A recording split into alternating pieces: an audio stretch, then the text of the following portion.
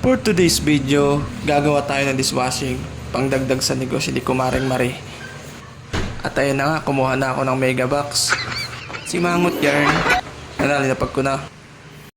At ito na nga, isa rin ako sa nagpabudol para makabili nitong dishwashing liquid na to.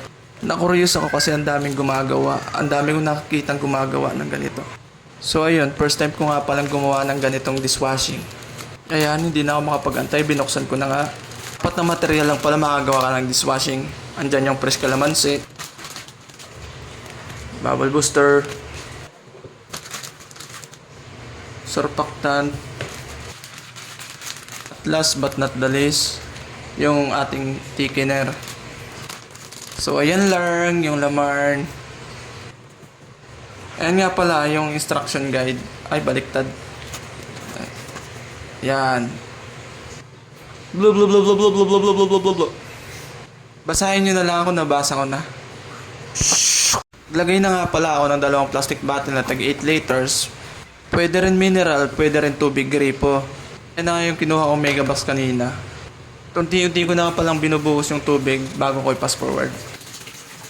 Total ng tubig na linagay ko pala 8 plus 8, 16. Pwede rin 15 liter. At ito na rin pala yung pangalawang bote. At isa-isa ko na rin palang binuksan ng pagkasunod-sunod.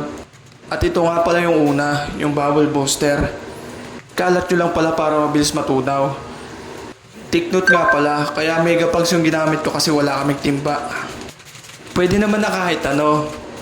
Basta malalim, basta paghalo nyo hindi matatapon. At ito nga pala yung panghalo ko. Binunot ko lang yung map namin, wala kasi ako makita panghalo. Pwede naman na kahit ano basta mahaba.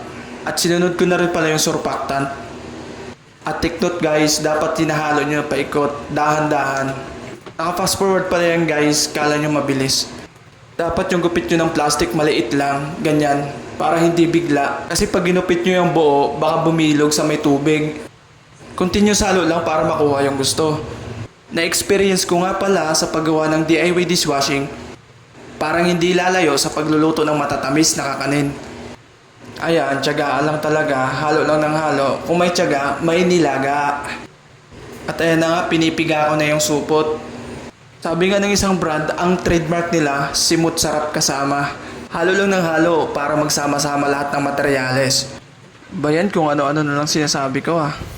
Sunod na rin pala yung calamansi fresh essence. Ganun pa rin ikalat, wag i-direct ibuhos agad. Ayan na nga, binubuhos ko na. Take note lang pala, pwede nyong lagyan ng tubig yan para masimot. Akin kasi di ko nalilagyan. Kayo na bahala, diskarte nyo yan. At ito na nga, hinalo ko na uli gamit yung tungkod ng map. Fast forward pala yan guys, kaya mabilis. Yung bula pala niyan, kasama yan sa paggawa ng dishwashing. At ito na nga yung huli, yung thickener. Maliit lang pala yung ginupit ko sa dulo para di agad mabuhos lahat. Continuous halo pa rin, halo pa rin ng halo. Ayan na nga, tatakpan ko na. Linagyan ko pala ng plastic cover para hindi sumingaw yung amoy. Bago ko siya takpan ng takip. Babalikan natin pagkalipas ng isang araw. O kaya mahigit pa para mawala yung bula. Tara, check natin yung ginawa nating dishwashing. Okay na, hanggang 24 hours na. Tapos si kulit oh, makain ng pandesal. Si Batang makulit. At ito na nga, i-check na natin kung may bula pa.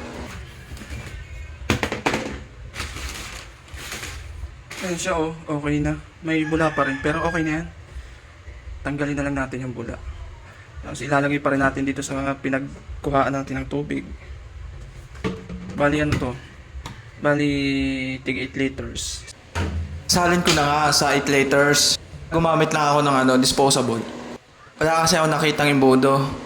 Wala din naman yan, basta shoot sa butas. Ayan, salin na ng salin para mapuno. Chares. Ayun na nga, puno na. Sinunod ko na nga yung plastic bottle na 500 ml. At ayan na nga, sasalinan ko na rin. Charan! Puno na. Diba sir, mga ma'am? At sunod naman natin ang 250 ml bottle. So nilalagyan ko na nga uli. Charan! Puno na. Ayan na siya, mga ma'am, mga sir, puno na. Ayan na siya, lahat. Pwede na may benta ni Kumaring Marie.